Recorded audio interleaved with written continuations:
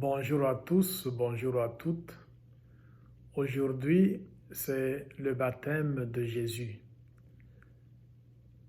C'est un événement qui clôture le temps de Noël, qui a commencé la veille de Noël et qui finit donc aujourd'hui avec le baptême de Jésus.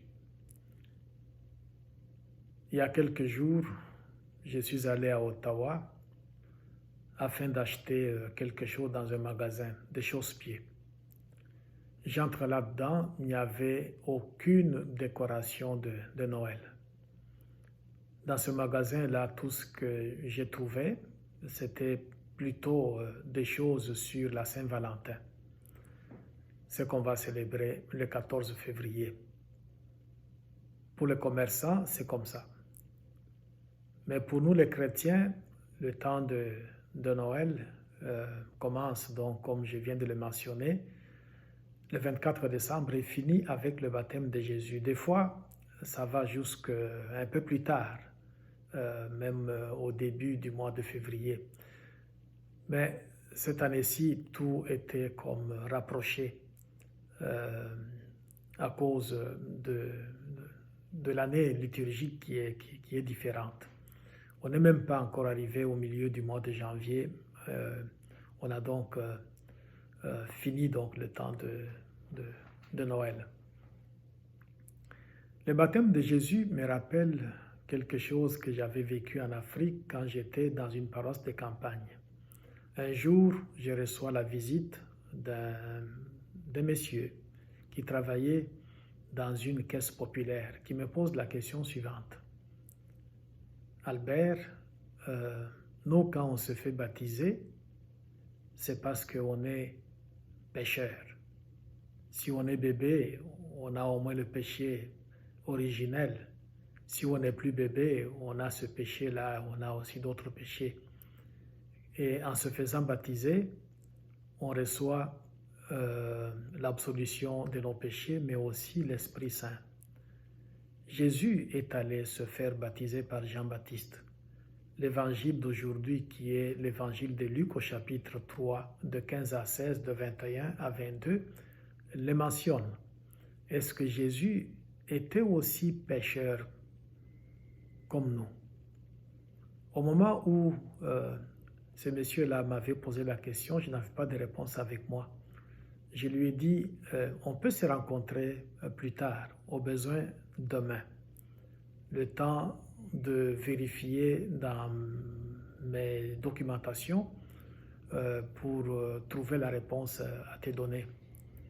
Quand Eva est partie, entre-temps, j'ai rencontré les curés. Je lui ai posé la même question. Il m'a dit, oui, on a vu ça au cours, au séminaire. La réponse est aussi dans la Bible. Et quand je regarde l'évangile d'aujourd'hui, c'est exactement ce que l'abbé curé m'avait dit en ce moment-là. La première réponse, parce qu'il y a deux réponses à cette question-là, pourquoi Jésus s'est fait baptiser. La première, c'est que Jésus veut être solidaire avec son peuple, avec l'humanité. L'Évangile dit que tout le peuple allait se faire baptiser auprès de Jean-Baptiste. Jésus aussi, comme tout le peuple, est allé faire la même chose. C'est au fond pour être solidaire avec l'humanité. La deuxième réponse, c'est que, ou deuxième raison si vous voulez, Jésus est allé se faire baptiser parce qu'il devait donc, à partir de là, commencer de manière officielle sa mission. Alors ce sont ces deux réponses-là qu'on peut donner à la question de savoir pourquoi Jésus est allé se faire baptiser. Quand Eva est retournée le lendemain, je lui ai donné donc ces deux réponses-là. Jésus n'avait pas de péché du tout. Mais le baptême de Jésus est aussi une occasion pour nous de revisiter nos engagements de baptême. Quand on s'est fait baptiser, le célébrant disait, et même aujourd'hui, le célébrant dit, renoncez-vous à Satan et à tout ce qui conduit au mal. Croyez-vous en Dieu, le Père Tout-Puissant, Créateur du ciel et de la terre. Croyez-vous en Jésus-Christ, son Fils, notre Seigneur, qui est mort pour nous, comme victime d'expiation pour nos péchés? Croyez-vous en l'Esprit Saint qui est descendu sur les apôtres, qui nous fait don de beaucoup de choses et qui nous permet aussi de produire beaucoup de fruits autour de nous? Croyez-vous en la résurrection des morts? Croyez-vous en l'Église une sainte catholique et apostolique? Croyez-vous qu'après cette vie que nous avons amenée maintenant, il y a une autre vie qui va commencer? Alors quand on répond oui à toutes ces questions-là, le célébrant du baptême va nous baptiser. Évidemment, on répond oui. Et aujourd'hui, on célèbre le baptême de Jésus. C'est une occasion pour nous de regarder de nouveau ce oui qu'on avait donné à ces différentes réponses pour voir dans quelle mesure on peut le vivre comme il faut. Parce que dire oui, je crois en Dieu, c'est très facile. Mais si on s'assoit, on regarde attentivement comment on mène sa vie, on croit peut-être aussi à d'autres choses. L'idolâtrie, là, ce n'est pas un péché qui est dépassé. Dans notre propre vie, on peut faire preuve d'idolâtrie. On peut penser qu'on croit en Dieu, mais on croit dans d'autres choses, dans d'autres affaires qui n'ont rien à voir avec l'évangile ou la volonté de Dieu. Et renoncer à Satan et à tout ce qui conduit au mal, on dit facilement oui, mais ce n'est pas toujours évident. On a donc ici une belle occasion.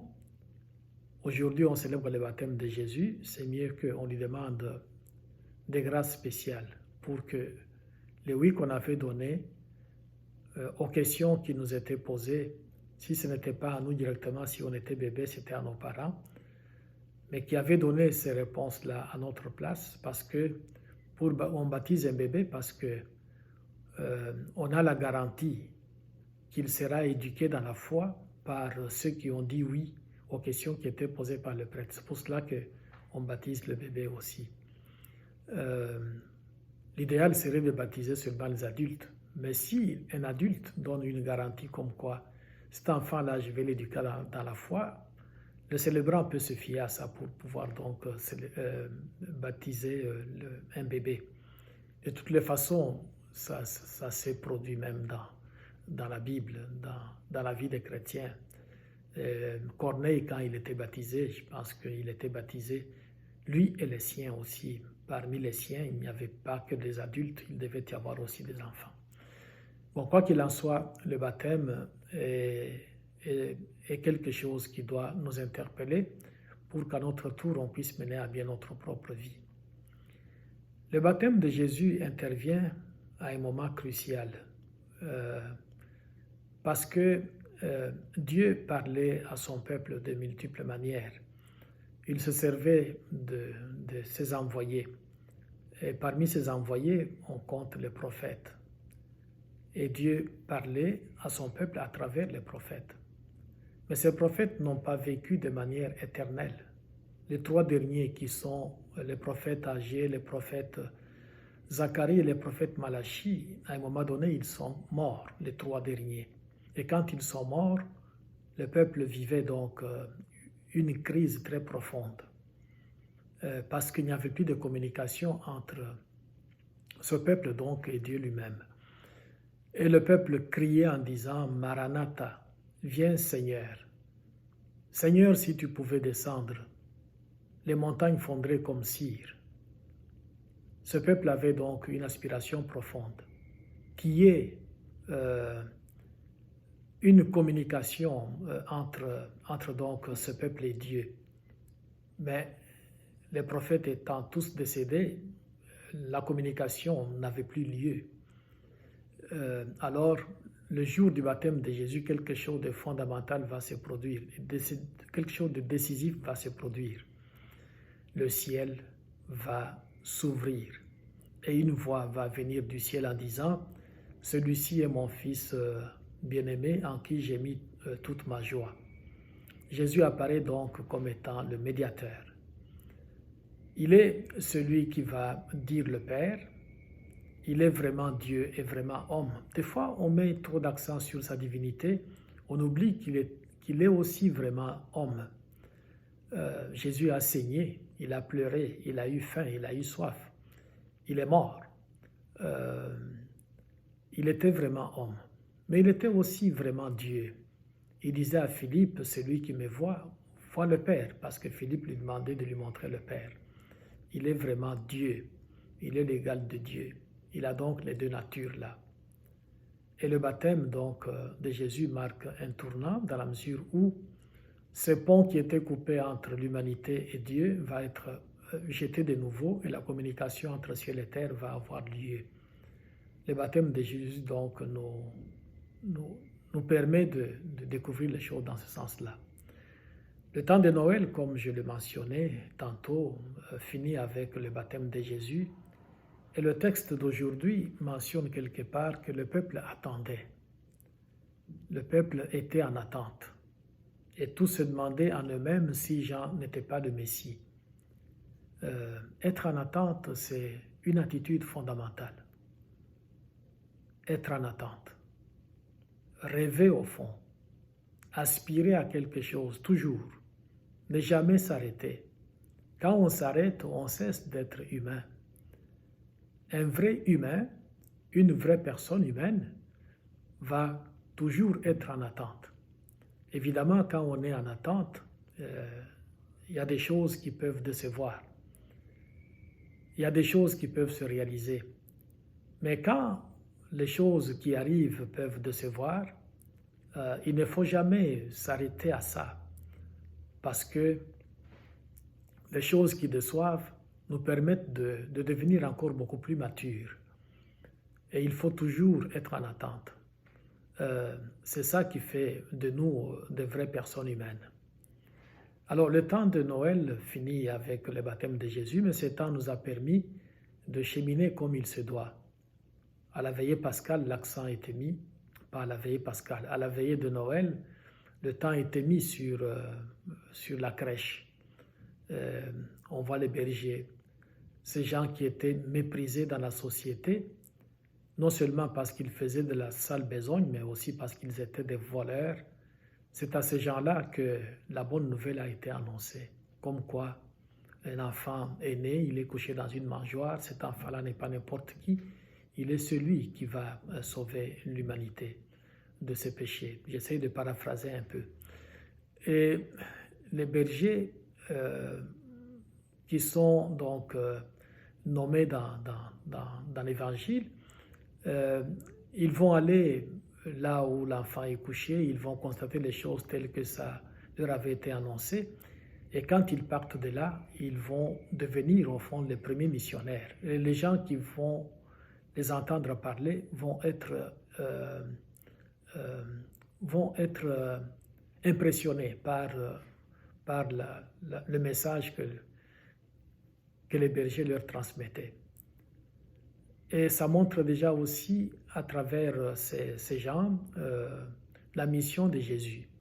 Il est venu pour tout le monde, bien sûr, mais il va mettre aussi un cachet spécial sur les laissés pour compte. Les gens qui sont méprisés par la société et qui sont symbolisés ici par les bergers. Jésus vient au monde pas dans un château. Il n'est pas couché dans un berceau. Il va venir au monde dans une étable. Il va venir au monde couché dans une mangeoire. Une mangeoire est un dispositif qu'on utilise pour mettre la nourriture des animaux. Mais Jésus est dedans comme, au fond, le vrai pain, la vraie nourriture qui descend du ciel pour pouvoir nous donner le bonheur sans fin. Lui-même devient donc nourriture parce qu'il est couché dans une mangeoire. Il a toujours été défini, ou il s'est défini lui-même comme étant le vrai pain qui est descendu du ciel. Ce n'est pas comme celui que nos ancêtres avaient mangé au désert et ils sont tous morts. Celui qui mange de ce pain, donc qui mange le corps et le sang du Christ, celui qui communie à ça, il a déjà les prémices du bonheur sans fin. Et il va avoir donc la vie éternelle. Et on le voit déjà dans la crèche qu'il est couché dans une mangeoire. Et Jésus n'est pas né n'importe où, il est né à Bethléem. Bethléem signifie la maison du pain. Il y a donc tout un programme déjà en regardant la crèche, les personnages qui sont dedans, on peut cheminer de manière spirituelle et de manière fabuleuse. Et le lendemain, donc le jour de Noël, ça c'est la veille, l'accent est mis sur la crèche, tandis que le jour de Noël, l'accent est mis sur Jésus lui-même. Ce bébé est décrit par l'apôtre Jean en disant « Au commencement était le Verbe était avec Dieu, le Verbe était Dieu ». Jésus n'est pas que un homme, mais il est aussi Dieu. Il n'est pas que homme, il est aussi Dieu. Et toujours pendant le temps de Noël, on célèbre aussi la fête de l'Épiphanie. Les trois mages qui vont présenter des cadeaux à Jésus, et ces cadeaux sont différents. D'abord l'or. L'or n'était offert qu'à un roi. Et Jésus, en recevant l'or, il est le roi de l'univers. Il a été établi par Dieu pour pouvoir juger le monde. Il demandera des comptes à tout un chacun sur la manière dont on aura vécu afin de nous récompenser ou de nous mettre loin de lui. Il est donc roi. Il reçoit donc de l'or. Et Jésus reçoit aussi des mages l'encens. L'encens n'était offert qu'à Dieu.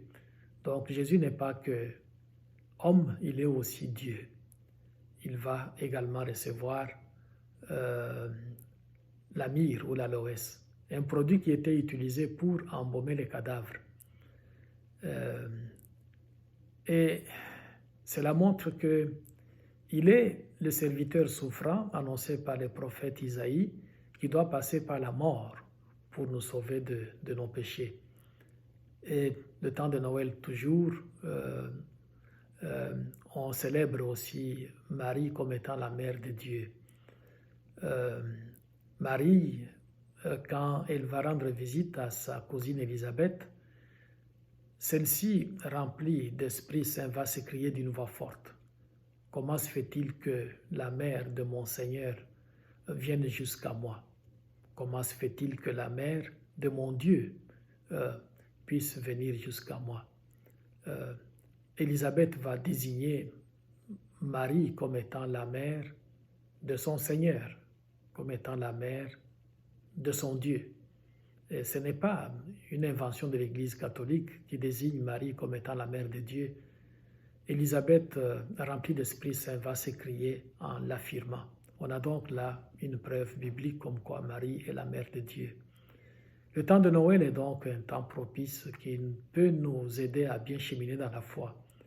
Et aujourd'hui où nous finissons donc ce temps, que Dieu nous vienne en aide pour que nous puissions continuer à lui dire merci. Le temps de Noël, on célèbre la lumière, Jésus qui est lumière, laquelle lumière nous montre le chemin vers le Père. Parce que nous-mêmes, on est dans l'obscurité, on a besoin de sa grâce, de son esprit, pour que le chemin vers le Père soit bien clair, afin qu'on puisse donc cheminer là-dedans, de manière à retrouver finalement le bonheur sans fin. Le temps de Noël est un temps où nous nous rencontrons, où il y a beaucoup de visites. On en a eu, c'était agréable. Si ça n'a pas été fameux, mais c'est encore une occasion pour nous de demander pardon au Seigneur et d'envisager quelque chose de beau, parce qu'une meilleure façon de regretter son passé, c'est d'envisager un meilleur avenir. Que pendant ce temps que nous avons, Dieu nous donne l'occasion de corriger nos tirs pour que nos relations humaines soient agréables. Que Dieu donc nous vienne en aide dans ce sens-là. Et c'est la prière que je recommande à chacun d'entre nous de pouvoir demander au Seigneur son assistance pour que le temps de Noël que nous avons vécu et que nous finissons aujourd'hui, nous apporte beaucoup de bénéfices et que ces bénéfices nous aident à bien cheminer comme il se doit. Amen.